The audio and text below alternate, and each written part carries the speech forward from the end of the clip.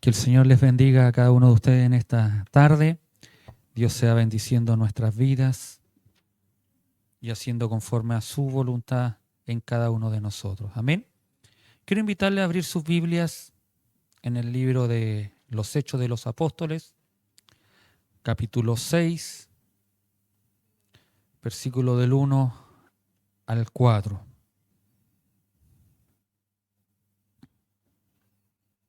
Mientras encuentran la palabra del Señor, saludamos cariñosamente a cada uno de los papitos. Dios les bendiga grandemente a cada uno de ellos en este día especial que se celebra. Pero hay uno que es nuestro Padre Celestial que siempre está con nosotros. Hechos de los Apóstoles, capítulo 6, versículo 1 al 4. Si lo ha encontrado, lo invitaré a ponerse en pies. Y le damos lectura en el nombre de nuestro Señor Jesucristo. En aquellos días, como creciera el número de los discípulos, hubo murmuración de los griegos contra los hebreos, de que las viudas de aquellos eran desatendidas en la distribución diaria. Entonces los 12 convocaron a la multitud de los discípulos y dijeron: ¿no es justo que nosotros dejemos la palabra de Dios para servir a las mesas? Buscad pues, hermanos, de entre vosotros a 7 varones de buen testimonio, llenos del Espíritu Santo y de sabiduría, a quienes encarguemos de este trabajo, y nosotros persistiremos en la oración y en el ministerio de la palabra. Amén. Esta es palabra de Dios, como aprendíamos el día jueves en el estudio bíblico. Pues esta es la palabra de Dios, ¿cierto? Lo dice así como será o no será. Es la palabra de Dios, en la que nos guía, nos enseña, nos transforma y nos lleva cada vez más al conocimiento de nuestro Señor Jesucristo. El judaísmo y el cristianismo no eran considerados como religiones separadas en la época que se escribe el libro de los Hechos, pues los cristianos seguían yendo al templo y nunca predicaban y siguieron predicando en el templo. Nunca ellos predicaron o enseñaban a la gente a dejar atrás el judaísmo, sino más bien que tenían que aceptar a Jesús como el cumplimiento de toda la ley y los profetas ellos señalaban. No era algo aparte, sino que era un todo. La única diferencia que ellos debían aceptar a Jesucristo como su Señor, Salvador, como el Mesías prometido que decía la Escritura. El verso 1 comienza con la frase "en aquellos días". Y para poder ver lo que sucedía en aquellos días debemos remontarnos al versículo número 42 del capítulo 5, que nos habla de que y todos los días en el templo y por las calles no cesaban de enseñar y predicar la palabra del Señor. Si hay algo que nos puede llamar la atención en aquellos días, estos hombres, a pesar de que fueron invitados cariñosamente a través de unos azotes, les invitaron a que no siguieran pregonando el Evangelio, ellos lo siguieron haciendo. Ellos siguieron predicando y esto produjo algo, que lo dice Lucas enseguida, en el mismo verso 1 dice que como creciera el número de los discípulos, es decir, lo que produce la predicación de la Escritura es que los discípulos crecen. Hay una diferencia que no la vamos a ver y no creo que la alcancemos a ver hoy día, pero que me llama mucho la atención es Lucas. Lucas no habla de creyentes, habla inmediatamente de discípulos. Y en la semana conversábamos con la pastora, yo le hacía un spoiler y le decía que hay una diferencia en nuestras iglesias hoy en día. Muchos de nosotros nos conformamos con ser creyentes, pero no discípulos. Y hay una gran diferencia. Yo no debo conformarme con ser un creyente porque hay muchas personas que creen muchas cosas, pero no son discípulos. Un discípulo es un seguidor de Cristo. Pero eso es no creo que lo alcancemos a ver hoy día. Muchos eruditos piensan que pasaron aproximadamente 4 a 5 años desde el capítulo 5, finales del capítulo 5 al capítulo 6. Y en ese tiempo de entre 4 o 5 años, estos hombres fueron predicando, hablando y extendiendo el reino de Dios en Jerusalén. Amén. Pero durante ese tiempo también hubieron personas que iban a sus fiestas cristianas o judías, llamémosle así, y que escucharon el evangelio. Durante ese tiempo, unos que venían de otras provincias, de otras regiones, escuchaban el evangelio y se convirtieron a Cristo. La iglesia primitiva tuvo problemas como los tenemos hoy. Ninguna iglesia ha sido ni perfecta hasta que Cristo venga. Y su iglesia, o vamos a ser perfectos cuando nos unamos a nuestro Señor Jesucristo, cuando Él venga a arrebatar a su iglesia. De eso tenemos claro. Todas las iglesias tienen problemas. Si los inconvenientes de nuestra iglesia nos pueden desanimar, nos pueden desalentar, lo que yo tengo que hacer, lo que usted tiene que hacer, es lo que esté a su alcance para que su iglesia sea mejor. Más que quejarse, más que criticar, ¿qué estoy haciendo yo para que mi iglesia sea mejor? Amén. Es algo práctico, diferente, y es lo que estos discípulos hicieron. No se quedaron ahí, sino que hicieron algo. Entendemos que la iglesia o la iglesia del Señor es un organismo vivo y entendemos que como iglesia no es este local o la construcción que podamos tener. Aquí nos reunimos. Entendemos como la iglesia la que está conformada por estas piedras vivas, por seres humanos redimidos por Dios. Cada uno de nosotros somos aquella iglesia. Entonces podríamos decir que nosotros nos reunimos como iglesia viva para adorar, bendecir, glorificar y exaltar el nombre de nuestro Señor Jesucristo. Amén. A la iglesia se le presentan problemas externos. Hay gente que se opone a que la iglesia avance. Hay gente que se opone a lo que la Biblia enseñe de una manera externa. Y es lo que habían vivido los apóstoles tiempo atrás. Se habían levantado el Sanedrín, se habían levantado aquellos hombres que querían que la iglesia no siguiera avanzando, que la palabra del Señor no se predicara y esta iglesia no siguiera creciendo. Pero también nosotros nos enfrentamos con problemas internos. El libro de Hechos nos muestra que la iglesia va avanzando a pesar de los problemas. La iglesia va creciendo, pero también experimentó problemas. En el capítulo 6 vemos el primer ataque interno. Los primeros ataques externos ya los explicamos, que fueron los que hicieron aquellos fariseos o aquellos saduceos, aquellos sacerdotes, aquel Sanedrín. Ellos fueron los que realizaron ese ataque externo. El otro ataque externo fue el que realizó Ananías y Zafira con querer mentir al Espíritu Santo, y el pecado fue erradicado inmediatamente. Pero hay un pecado o hay una cosa que está viviendo la iglesia que es interna. Vamos a ver 3 cosas en este capítulo 6. Una, vamos a ver el problema o la amenaza que enfrenta la iglesia que va creciendo en el libro de los Hechos. 2, vamos a ver la solución que dan los apóstoles. Y 3, vamos a ver la respuesta de la iglesia y la bendición de Dios a esta solución que ellos dan. Vamos a ver 3 cosas: el problema, la solución y la bendición de Dios. ¿Qué pasó? ¿Qué dice la Escritura? Dice que ahí hubo murmuración. Esta murmuración tiene una connotación pecaminosa. La Escritura es la misma palabra que aparece cuando el pueblo de Israel murmura contra Moisés. O sea, como que habla mal. ¿Se recuerdan lo que sucedió? Lo que no pasó aquí fue de que Dios no abrió la tierra y se tragó a aquellos que estaban murmurando. ¿Ya?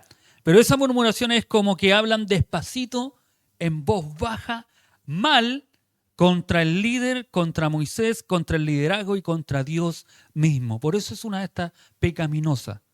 En algunas traducciones quiere decir que eran chismosos. Y vaya, ¿y por qué decimos que es un ataque interno? Porque lamentablemente, y digo lamentablemente, la iglesia siempre ha querido ser destruida. Desde el comienzo.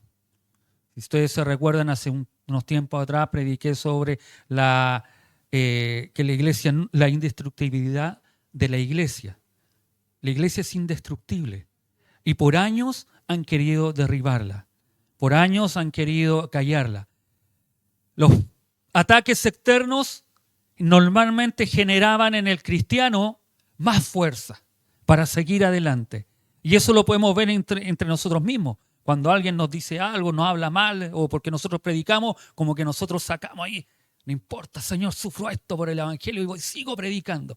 Pero lo que le ha hecho más daño a la iglesia y donde el enemigo sí ha dañado a la iglesia es internamente.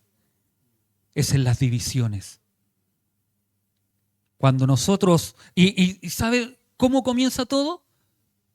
Por esto, por una murmuración. Cuando uno empieza a murmurar, cuando uno empieza a hablar, cuando uno empieza a hablar mal de otra persona o del líder o de los jefes o de los oficiales o de los coristas y empieza a murmurar, empieza a dañar a la iglesia, empieza a dañar a quien le escuche y empieza a hacer que se empiece a generar una división. Cuidado, cuidado si nosotros murmuramos. Amén. Pero pastor, aquí sucedió algo, ellos murmuraban y hubo una solución. Sí, porque nosotros no podemos dejar, es decir, nosotros podemos a lo mejor estar desconformes o pensar de una forma diferente. Y ojalá que cuando uno lo manifieste también dé la solución. Porque es re fácil, y yo siempre, uno siempre escucha, dicen, todo está mal. No sé si alguien ha escuchado esa frase, todo está mal. Y cuando uno les pregunta, ya, ¿qué es lo que está mal? A veces no dan respuesta, no, prefiero no hablar. No sé si he escuchado eso. Porque uno lo ha escuchado, uno lo ha oído, no, prefiero no hablar. ¿Pero qué es lo que está mal? No, prefiero no hablar. Eso es murmurar. Y uno no debe prestarse para murmurar. Si uno puede estar desconforme, no puede estar de acuerdo a lo mejor con cosas que se puedan hacer en la iglesia, pero eso yo debo conversarlo con la persona adecuada. No puedo ir a decirle, ¿sabes qué? No, mira, y ahora hicieron esto. Y ahora le van a celebrar el Día del Papá y las Dorcas van a hacer algo más rico. No murmuremos, avancemos. La iglesia, a pesar de esto, avanzaba, dice la Escritura. ¿Y quiénes fueron los que realizaron esta murmuración? Dice, de los griegos, que quiere decir los helenistas, es decir, judíos cristianos en este caso. No eran de afuera, eran de la misma comunidad cristiana. ¿Qué hablaban? Estos griegos eran personas que hablaran griego y habían adoptado ciertas costumbres griegas al haber nacido en las provincias greco-romanas. Estos habían regresado a Jerusalén. De estos griegos se refiere la Escritura, no eran de otra nacionalidad, sino que eran judíos que habían estado muchos hablan de la diáspora, cuando Alejandro Magno llegó y capturó, llevó y le enseñaron ese idioma. Y hay una tradición que hizo el rabino Hillel, en el cual decía que invitó a todos los judíos que estaban esparcidos en las provincias a que regresaran a Jerusalén. Y esta tradición decía de que si una persona judía moría fuera de Jerusalén, no tenía entrada a la vida eterna. Ellos tenían que morir en Jerusalén. Entonces, es una tradición, no es algo que sea comprobado, pero se habla de que muchos regresaron ya al estar peinando canas, podríamos decir, ya al estar en una edad avanzada, regresaban a Jerusalén para morir en ese lugar. Pero estos hombres griegos, helenistas, judíos, griegos, ¿contra quién hablaron? Dice la Escritura que contra los hebreos, es decir, judíos nacidos en Palestina, que hablaban su lengua nativa, hebreo o arameo, y que conservaban sus costumbres judías. Y aquí hay una diferencia, porque los judíos la hacían. Los judíos, si uno ve la historia, eran bien sectarios, eran en ese aspecto. Estos acostumbraban a despreciar a los griegos como una clase inferior. No sé si la esclavitud, es decir, si uno ve la esclavitud, a los morenitos se les discriminaba por ser morenos y que eran esclavos. Es decir, en Estados Unidos, lamentablemente, la persecución y los blancos aún, uno puede ver noticias en las cuales si los policías son blancos y ven a uno morenito caminar, lo detienen o al tiro es sospechoso. ¿Cierto? Lamentable está. Y los judíos tenían esta misma forma de ver a aquellos griegos helenistas. Aquellos judíos que habían nacido en otro lugar también los veían de la misma forma. Como una clase inferior. Como aquellos que estaban en Samaria, ¿se acuerdan que samaritanos y judíos no podían verse? ¿Y por qué motivo? Porque los samaritanos se habían mezclado con otras naciones, nada más que por eso. Pero también eran descendientes de judíos. ¿Y cuál es la murmuración? Que sus viudas eran menospreciadas, descuidadas, desatendidas en la distribución diaria. Se enfrentó la iglesia con el primer problema interno. Problemas internos vamos a enfrentar y en la medida que los enfrentamos nosotros debemos saber pedir la ayuda de Dios para que nosotros los podamos abordar. En toda iglesia, hermano, problemas van a existir. No busque la iglesia perfecta. Porque uno dice, yo cuando encuentre la iglesia perfecta, me voy a ir para allá. No, si me voy yo para allá la voy a echar a perder, porque yo soy imperfecto. Hasta que Cristo no renueve completamente este corazón, hasta cuando Cristo no venga, nosotros vamos a seguir pecando y fallando a Dios. Amén. El texto dice que había un grupo específico de viudas que estaban siendo desatendidas. Nosotros podemos ver en la iglesia durante toda su historia, es que la iglesia, el pueblo de Dios, hermanos, debe preocuparse por los necesitados. Ninguna nación, y esto es hermoso de Israel, porque este es un mandato de Dios. Ninguna nación ha tenido un sentido de responsabilidad comparable a Israel en lo referente a los menos afortunados. Dios le dice al pueblo de Israel que traten de una manera especial, que traten de una mejor manera y se nombra 3 grupos específicos que son vulnerables: las viudas, los huérfanos y los extranjeros.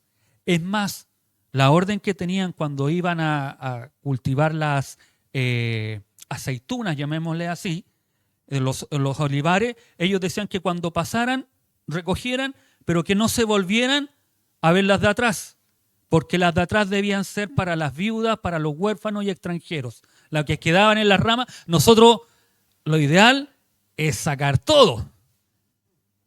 Si nosotros le dijéramos al hermano Esteban que es el que saca papa y cuando va a sacar, hasta que no saca la última papa no queda tranquilo.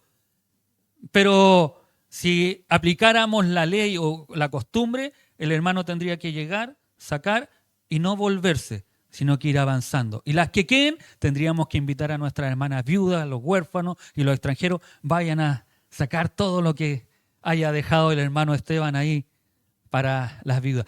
Esa era la forma en que los judíos lo hacían. Por eso nosotros tenemos el testimonio de Ruth, si se recuerda la historia de Ruth, cuando vos va y les dice, déjenla, no les quiten sus manojos, y dejaban caer algunos. Bueno, vos tenías algo especial, le había echado el ojo, así que le dejaba uno algo más.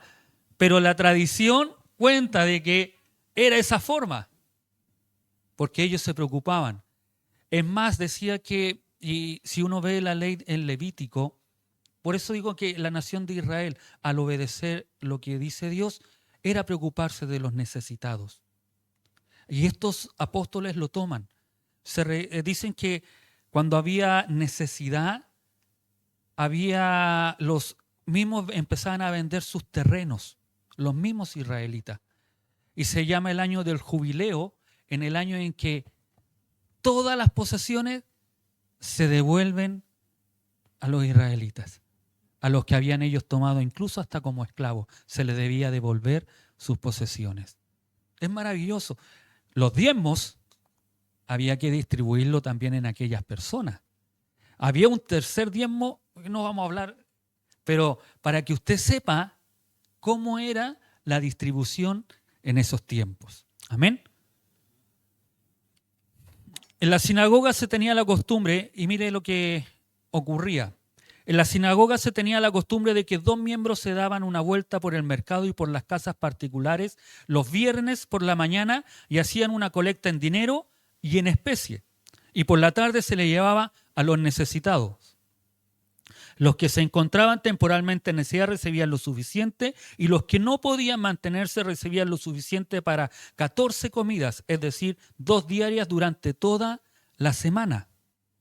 El fondo para esta distribución se llamaba el cupap o cesta y además se hacía otra colecta diariamente de casa en casa para los que estaban en necesidad perentoria y a este se le llamaba tamhui o bandeja. Está claro que la iglesia cristiana adoptó esta costumbre y lo vemos nosotros en los capítulos anteriores cuando veíamos que ellos vendían y traían todas sus propiedades y tenían todas las cosas en común. Había una preocupación por los que tenían necesidad. Pero había una separación entre los judíos que reflejaría también la iglesia. No nos olvidemos el problema. La viuda de los griegos o de los helenistas, judíos helenistas, estaban siendo como despreciadas. No estaban teniendo la misma parte que los demás. Por una parte estaban los judíos de Palestina que hablaban tradicionalmente arameo y que presumían de no tener influencias extranjeras en sus costumbres. Y por otra parte estaban los judíos de la diáspora, es decir, que vivían en otros países que tal vez habían venido a Jerusalén y habían aceptado a Cristo. Así que la iglesia entiende esto y está ayudando a las viudas. Nosotros lo vemos en la iglesia del primer siglo, pero estaban cometiendo un error. Nosotros no debemos asustarnos hoy si hay conspiraciones y hay instituciones supranacionales que quieran callar a la iglesia y callar el mensaje del evangelio que proclaman las iglesias. No debemos asustarnos. La iglesia experimentó esto en el comienzo y la iglesia lo va a experimentar siempre. Debemos estar confiados de que el Señor nos ayuda en medio de todas estas dificultades. El verso 2 nos dice, entonces los 12 convocaron a la multitud de los discípulos. No dice de los creyentes, dice de los discípulos. Y dice una multitud. Amén. Y dijeron, no es justo que nosotros dejemos la palabra de Dios para servir las mesas. Cuando se dan cuenta del problema, preguntaran, ¿deberían dejar de predicar tanto la palabra de Dios? ¿Deberían dejar de estar orando tanto para atender a las mesas y poder servir, en este caso, a las viudas? Aquí hay una amenaza, y muchos le llaman una amenaza sutil, contra el ministerio de la oración y de la palabra de Dios. Y sutil hasta el momento. Los apóstoles eran los que llevaban casi toda la carga. Ellos eran los que recibían los ingresos económicos. Eran los que los administraban, predicaban, oraban, hacían de todo. Habían crecido y esto, como ellos tenían toda la responsabilidad, empezaron a ver problemas. El problema era de que ellos hacían todas las cosas. No había quienes le ayudaban o quienes... La Escritura no habla de que habían personas que le estaban ayudando. Ellos realizaban todas las cosas. Ellos salían a comprar. Se parece a veces a cuando hacemos un evento, el pastor tiene que ir a comprar acá, tiene que ir a comprar esto. Si falta algo, hay más encima, en ese tiempo era como tiraba el córner, lo cabeceaba y festejaba el gol. Lo hacía todo. Eso eran los apóstoles. Y cuando ellos le reclaman, por eso ellos responden de esa forma. ¿Qué quieren ustedes? Porque había que predicar la palabra. Había que enseñar. En ese tiempo no estaban esto. Estaba la Septuaginta, que es la Biblia que mandó a escribir Alejandro para la biblioteca más famosa que ha habido, alejandrina, y estaba solamente la Septuaginta que hablaba del Antiguo Testamento, y no había nada más. Entonces, todas las obras de Jesucristo, todo lo que Jesucristo había hecho, cómo se veía en el Antiguo Testamento a Cristo, cómo representaba el Antiguo Testamento a Cristo en todo lo que los profetas habían dicho, no había escritura. Entonces ellos se pasaban de voz a voz, contando, relatando las historias. Y me imagino a un Pedro, a un Juan diciendo cuando estuvimos aquí, cuando estuvimos en el mar de Galilea y vimos una sombra en la noche y yo caminé en el agua diciendo a Pedro, explicándole a aquellos hombres. Y era el maestro, yo pensé que era un fantasma. Y le dije, Señor, si eres tú, manda que camine. Y empecé a caminar, pues. Pero vi las olas, me dio miedo y me empecé a hundir. Pero ahí el Señor me tendió la mano y me sacó. Era la forma que había. Entonces ellos le están diciendo, estos griegos helenistas le están reclamando, ya, ¿y qué quiere que hagamos? ¿Dejamos de predicar para servir las mesas?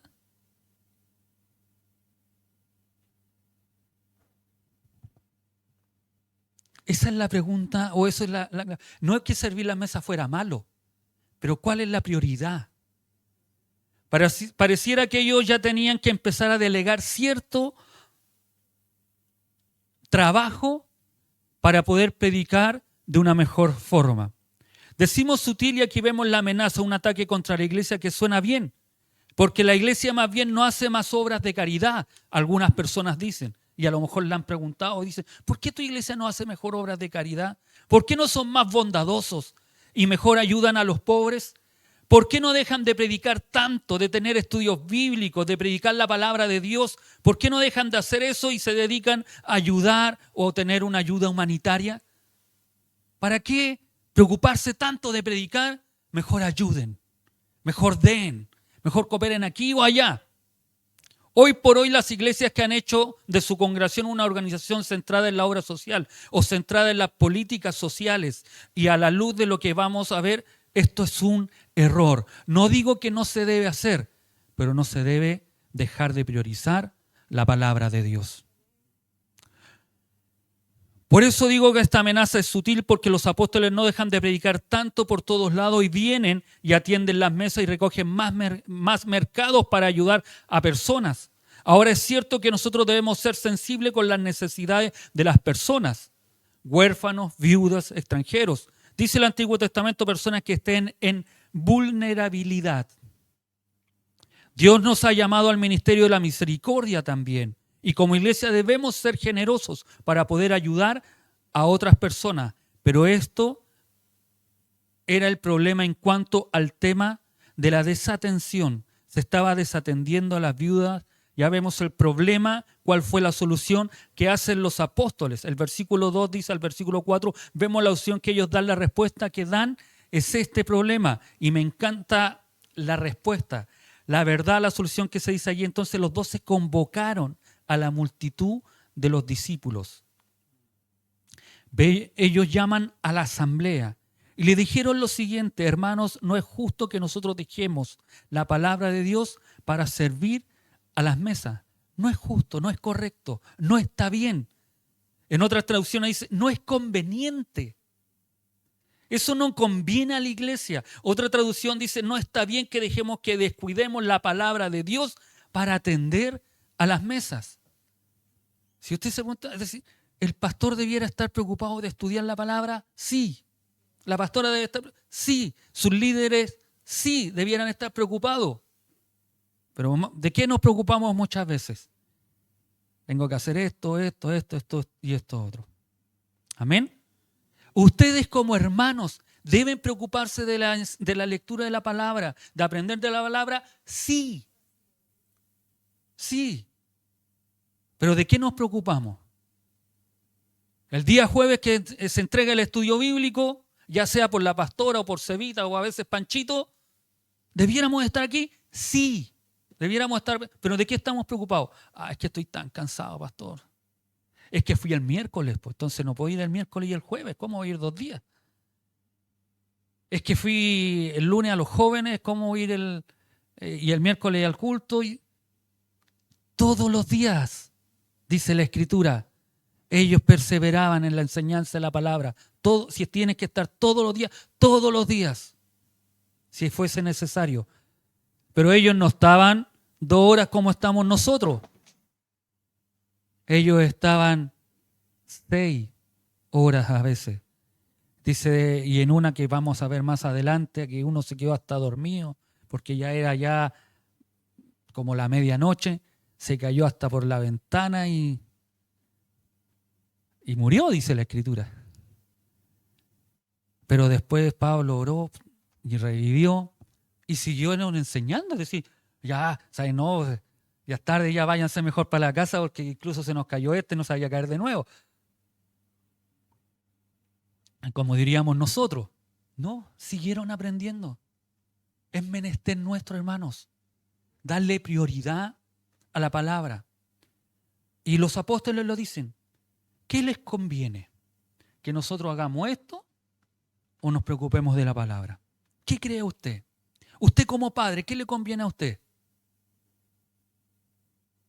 Para enseñarle a sus hijos. ¿Le conviene hacer aquellas cosas que a veces hacemos, descuidarnos o venir a aprender más de la palabra? Esa es la pregunta que hacen ellos. ¿Qué conviene más? Por eso esas otras traducciones me encantan. ¿Qué conviene más? ¿Debemos descuidar la palabra por hacer estas otras cosas? De ninguna manera. Versículo 3, más bien buscad, dice. Y esta es la respuesta de ellos. Más bien buscad, pues, hermanos, de entre vosotros, a 7 varones de buen testimonio, llenos del Espíritu Santo y sabiduría, a quienes encarguemos este trabajo. El número 7 no vamos a hacer una alegoría. La Escritura no dice por qué fueron 7. ¿Por qué escogieron a 7? No lo dice. Muchos pueden alegorizar que el número 7 es la perfección de Dios y se dan vuelta por aquí, por allá. No. La Escritura dice que busquen a 7 varones dentro de la multitud de ellos. Ven, ellos no lo dejaron a un lado, la situación o el problema que estaban viviendo, ni le restaron importancia. Eso es muy importante, pero de una manera sabia dijeron, escojan 7 personas que puedan ayudar en aquella labor. El versículo 4 dice que ellos y nosotros persistiremos en la oración y en el ministerio de la palabra de Dios. Ahí está el punto de los apóstoles guiados por el Espíritu Santo.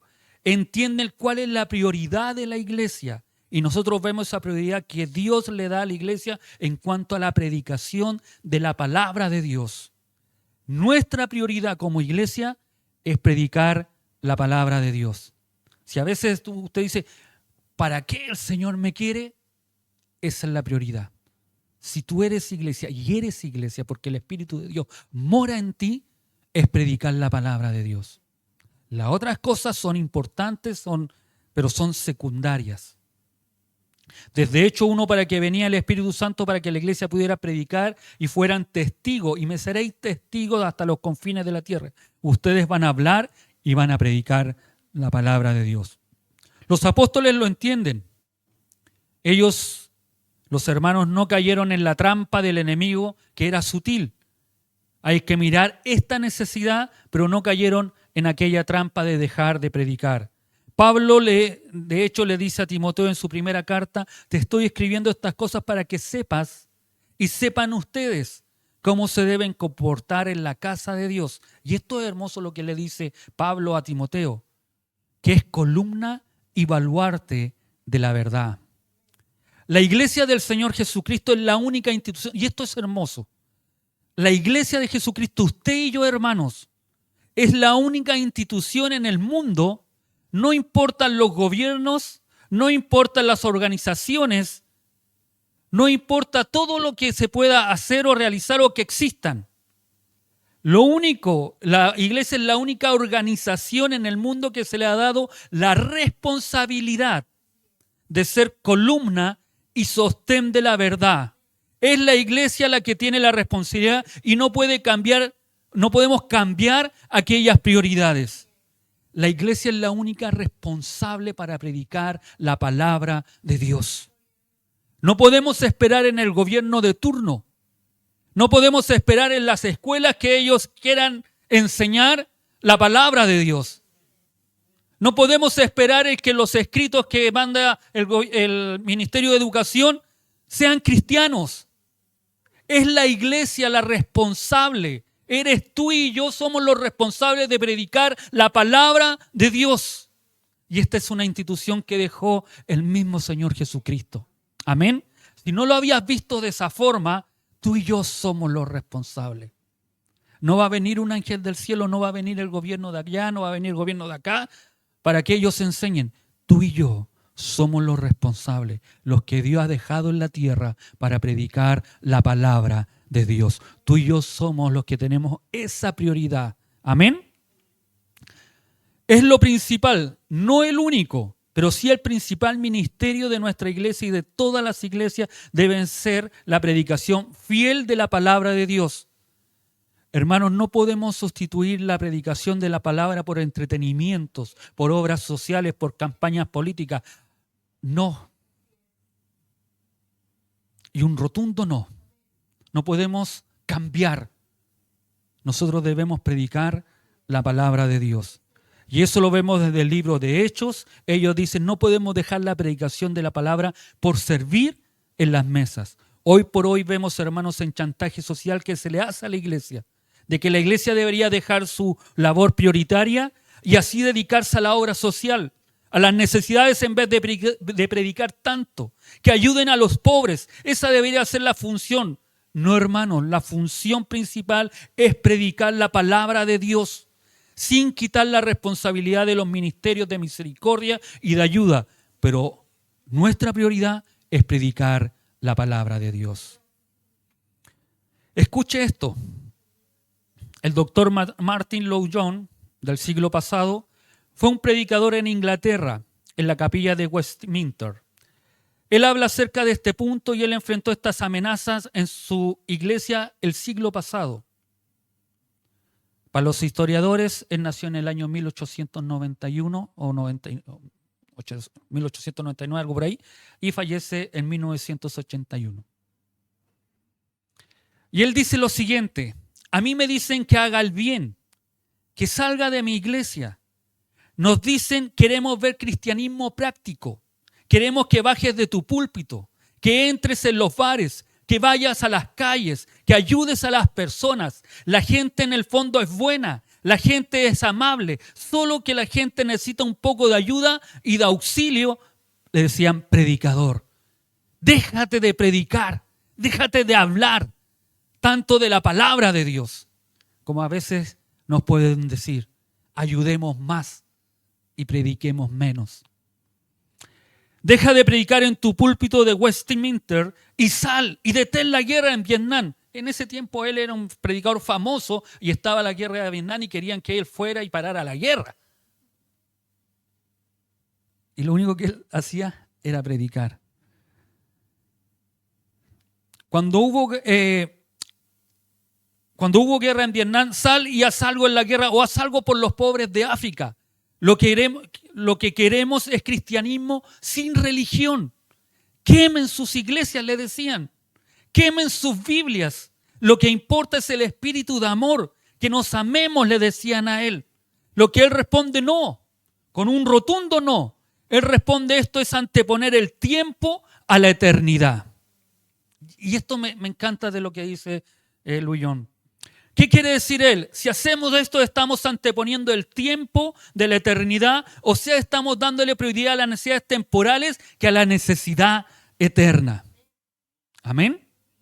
¿La gente necesita que se le ayude? Sí, estamos totalmente de acuerdo, pero lo que la gente más necesita es salvar su alma. Cambiamos las prioridades y anteponemos el tiempo a la eternidad. Se acerca un tiempo, dice Lloyd-Jones, donde vendrá tanto bienestar al mundo de nuestros días, donde se olvidarán de la eternidad. Vemos tantos avances tecnológicos, queremos mejorar el mundo, pero el mundo entero está llegando a su fin. Las cosas que se ven son temporales, pero las que no se ven son eternas. Hermanos, y estoy totalmente de acuerdo con lo que él dice. Y solo hay una cosa que le abre los ojos a los hombres, y eso es el mensaje del Evangelio. Amén. No hay nada más que le abra los ojos a aquellas personas que están perdidas, que es el mensaje del Evangelio. Predicar la palabra de Dios, predicar de Jesucristo, de este que murió, de este que resucitó y desde que está hoy en día a la diestra de Dios Padre. Si cada hombre y cada mujer del mundo fueran conscientes que tienen que comparecer ante el juicio de Dios, este sería un mundo diferente. Por eso él decía que no podían anteponer lo temporal a lo eterno. Yo te puedo, y ustedes lo pudieron ver en medio de la pandemia, cuando recibíamos los IFE, los bonos que nos sirvieron bastante, que muchos fueron prosperados en ese tiempo. Algunos pagamos algunas deudas y salimos de algunas cosas que nos podían complicar. Pero mucha gente después no quería trabajar, porque esperaban el bono. Entonces empezaron a haber contrataciones de extranjeros, porque los extranjeros sí querían trabajar, porque a ellos no les daban bono, eran extranjeros. Algunos recibían, pero la mayoría no. Entonces, ¿qué empezó a suceder? Que la ayuda muchas veces nos hizo mal. La ayuda sin palabra hace mal. La bendición está en la palabra. Ella es la que transforma, ella es la que cambia, ella es la que nos hace, a pesar de a lo mejor recibir o que nos den, pero a pesar de todo, yo sirvo a Cristo y debo servir a Cristo. Y me gusta la honestidad de muchos de ustedes que a veces decían, no, pastor, yo no estoy mal, bendiga a otra persona. Pero ¿qué haría el otro, el que no tiene a Cristo? Venga todo para acá. Como hoy día vemos y conversábamos el otro día con la hermana Karina, si no me olvidé, con la hermana Patti, cuando hablábamos de las ayudas sociales, que normalmente hay personas que reciben ayuda que trabajan en la misma municipalidad porque saben llenar una encuesta CAS, y uno a veces que está pasando necesidad no puede. Que en el tiempo bien de la hermana Patti, a lo mejor ella pudo poner cerámica en su casa, tener una casa grande en su tiempo, pero que está sin trabajo y que a veces uno puede necesitar una ayuda. Pero porque, no, es que usted tiene cerámica, le decían. ¿Qué más tenía? Tenía combustión, tiene un plasma. Eso. Es una persona que no tiene necesidad porque tiene aquellas cosas. Que hay cosas que se pudieron adquirir a lo mejor cuando las cosas estaban bien en su tiempo. Pero el tiempo ha cambiado, es diferente. Pero la gente dice que la gente necesita ayuda. Yo digo que la gente lo que necesita es palabra de Dios. Amén. ¿Cómo sería la humanidad entera? Decía Luillón. ¿Cómo se comportarían las personas si entienden y aceptan la realidad de que un día todos, hermanos, todos, sin excepción de personas, estaremos ante el tribunal de Dios, en el juicio de Dios? Todos, sigue diciendo, si cada hombre y mujer fueran conscientes de su eternidad, ¿seguirían viviendo de la misma manera? ¿Seguirían viviendo solo para satisfacer sus instintos y deseos temporales? Dice que él creería que no. Y yo estoy también seguro de que si muchas personas se pudieran dar cuenta de que todo lo que nosotros vivimos aquí, todo lo que pasamos, todos los anhelos que podamos querer son temporales y no son eternos, sufriríamos menos, pasaríamos menos rabia, no estaríamos tan preocupados de que llegue fin de mes y que a los 5 días me quede sin ni uno. Y que tenga que estar, que llegue luego el 15, que llegue luego el 15. Que llegue luego la quincena para poder seguir. Y después pasa la quincena, dura 2 días y después que llegue luego fin de mes. Oh, este mes que es largo. Y odiamos los meses que tienen 31 días porque, y más encima que caen 10 semanas porque chuta que se hace más largo. ¿Se dan cuenta? Y son cosas prácticas que vivimos y son temporales. No son eternas. Y vivimos preocupados de estas cosas temporales. Y no nos preocupamos de las eternas. Por eso el Señor, tan sabio el Señor Jesucristo cuando estuvo con sus discípulos y les decía, hacer tesoros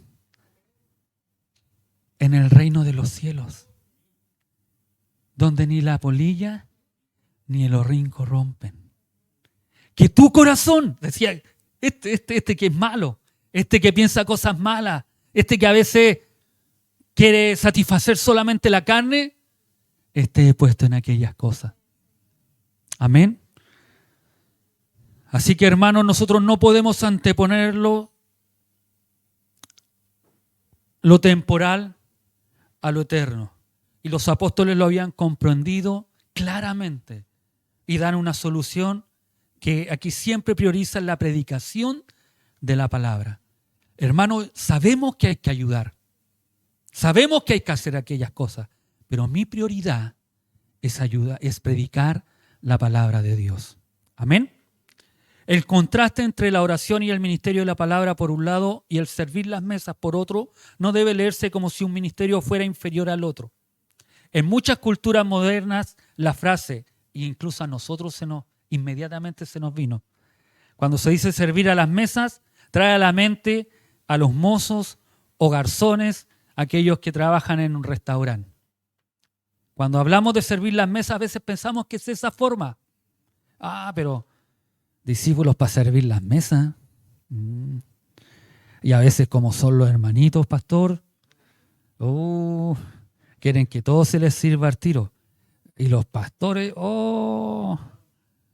y más encima cuando le llevo el plato, reclaman porque le llevo una papa. Y quiero más papa. ¿Te acordaste,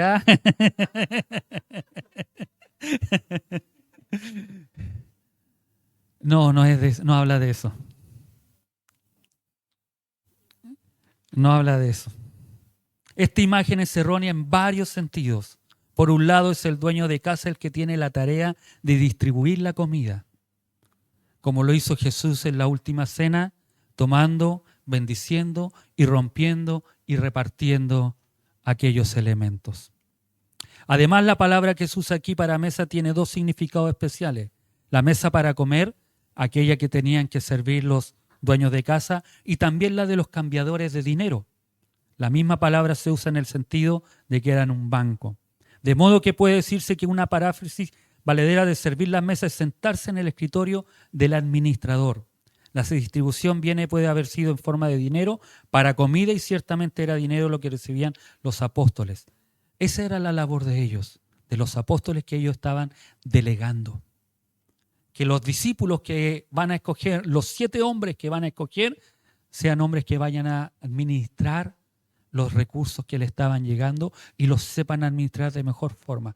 Mientras ellos administran eso y la iglesia se preocupa de darle a aquellos que tienen necesidad, nosotros nos vamos a preocupar en la predicación de la palabra y la oración.